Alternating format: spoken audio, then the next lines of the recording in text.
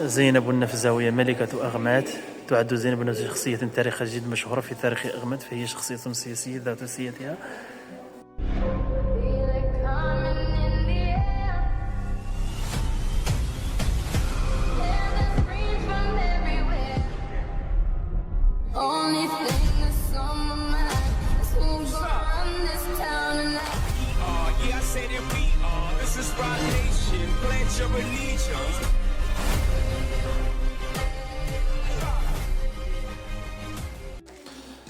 هنا أغمات تاريخ مشرق لحضارة مغربية. هنا نوجد بزاف كما تكلموا على يوسف التاشفين، كذلك على زينب النفزاوية.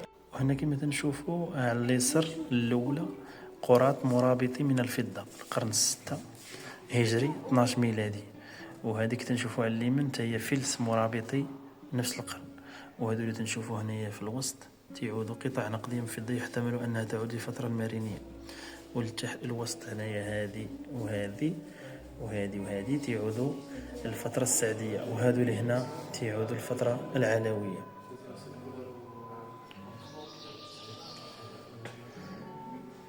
ستة وعشرين نقطة من الفترة السعدية عثر عليها بأغمات.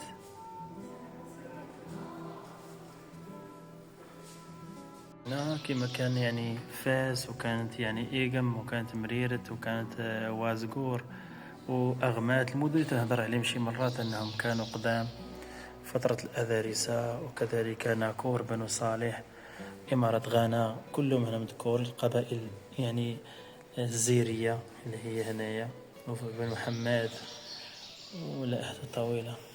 هنا كذلك نوجدوا كذلك جعفر بن إدريس درهم فضة، وجد كذا في أغمات لأنه هو اللي كان يتحكم فيها. هنا كذلك يعني نفس الفترة وكل الانتصارات المغربية الصنهاجية التي تتجلى في هذه الحقبة. هنا يتواجد محمد بن محمد الإدريسي نزهة المشتاق في اختراع الآفاق، ومدينة أغمات وريكة أسفل هذا الجبل من شماله في فحص أفيك. المهم الوصف ديالها في كتاب محمد الإدريسي، وهذا هو الهندسة ديالو اللي كان يعني الأماكن اللي كان رسم أو خطط. تقدروا توقفوا الفيديو وتقراوا كيف يعني الإدريسي وصف مدينة أغمات أن أهلها هوارة يعني أمازيغ، ولم يكن في دولة يعني ولم يكن في دولة ملتمين أحد أكثر منهم، هو اللي وصف الفترة ديال المرابطون فيها. وهنا نوجد صور قديمة تدوز لمدينة أغمات اللي تتوجد في واحد الساحة، يعني واحد المنطقة، واحد الهضبة يعني رائعة من الأطلس، لأنها كانت تجريب المياه. أغمات السياق الجغرافي تقدروا توقفوا وتقراوا كما تنقول دائما وقف أقرأ. وهنا تنشوفوا من جهة أخرى كان لدورها السياسي يعني أغمات كعاصمة لكل من إمارة مغراوة والمرابطين قبل تأسيسهم لمدينة مراكش 1070 الدور الكبير في تعزيز مكانتها بالمنطقة وفي الغرب الإسلامي. لضيق الوقت قراوا وقفوا وقراوا. وهنا يعني الصور ديال التخطيط ديال المكان ديالها، وكذلك ديال توطين أغمات على خارطة محمد بن محمد الإدريسي نزهة المشتاق في اختراع الآفاق. تاريخ مخطوطة يعني من 1250 إلى 1325. المكتبة الوطنية في فرنسا قسم المخطوطات. هنا المخطوطات ديال أبو عبيد البكري المسالك والممالك، المكتبة الوطنية، نسخة للورقتان 191 96 اللي كتب على يعني أغمات، وهي مدينتان سهليتان إحداهما تسمى أغمات إيلان والأخرى أغمات وريكا، وبها مسكن رئيسهم، وبها ينزل التجار والغرباء، وأغمات إيلان لا يسكنها الغريب. وقف أقرأ. هنا التقنيات اللي كانوا تيديروا باش يتحكموا في الماء في مدينة أغمات، اللي هي كي كانت حتى عند الرومان يعني نفس الطريقة. لأن أغمات من أقدم المدن المغربية، وهذه القطاع تعود للقرن 13 و 14 القرن 12. القرن 14. وهنا اكتشفوا أغمات، يعني النقطة الأولى فين نزلوا يعني المرابطون، وهي مكان كذلك المغراويين، لأن الواد اللي ديز عليها، والودان المصب لأن جات في واحد المكان رائع. وهنا اكتشفوا واد وريكا وظهر مغابت وطريق مراكش، يعني الوصف ديال المنطقة ديالها كامل جغرافيا. هذه من أغمات من القرن 13 تتسمى يعني الرخام الأبيض. وهنا على لسان الدين بن الخطيب، أنايا من أسوارها باقى يعني ليومنا هذا. التحف هذه يعني أنا بعض الصور من أغمات، أنا بعض الصور المستكشفين يعني في العصر ديالنا الحديث. اللي ممكن يكتبوا لا غالب إلا الله، لا إله إلا الله، محمد رسول الله. النقود المرابطية،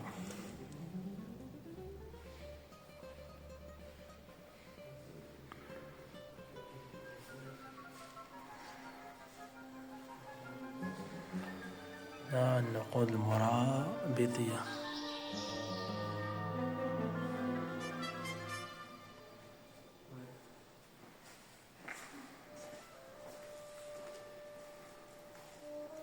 هنا تقدروا توقفوا وتقراو مقر للسلطة ودار للسكة. هنا يعني رسم توضيحي على أغمات. هذه هي كانت في القرن 12.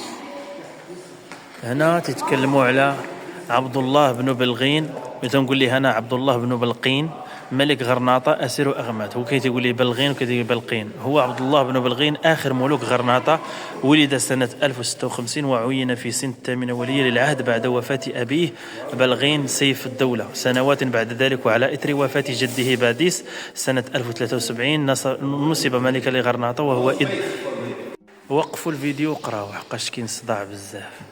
راه مدفون في أغمات فين تامي بن وزير. مخطط يرجع إلى رجال التصوف ابن الزياث الثادلي سنة 1229. مخطوط يرجع للقرن 14 لأبو علي صالح الأيلاني المصمودي، رسالة. هنا تعودوا للقرن 15 بعض المراسلات الصفحة ديالها. هنا كذلك المعتمد بن عباد الملك الشاعر، يعني اللي جاء وتوفي بأغمات سنة 1095. ومن بعد النيت أنا توفى كذلك يوسف الكاشفين في فترة قليلة. توقفوا وقراوا. هذه المخططات راه كاينة تابعة المملكة المغربية، المكتبة الوطنية للمملكة المغربية، أثمذ العينين ابن تجلاث. أنا ما نقدرش نقراها لأن ماشي تخصص ديالي نقراها، يعني الكتابة القديمة. تلبيس مسبوغ، الجبس، أغمات من اللي مسجد أغمات قرن 12، كلهم هادو قرن 12.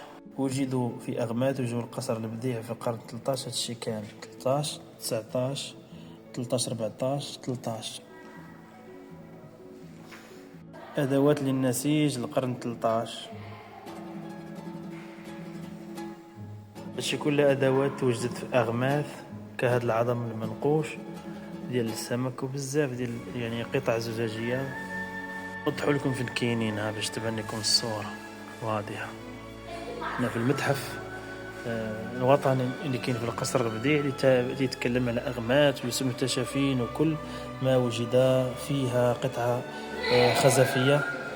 يعني تخيل في اوروبا تيخليهمش يهضروا بحال هاد الدراري، وهما دروكا جايين عندنا وتيغوتوا ولادهم ما تيسكتوش. يا من تقول تتكلم على اللي جاوا في القرن 13 و 14. وهذا راه كان بيت تاع مكان تا هو ديال احمد الذهبي. شوف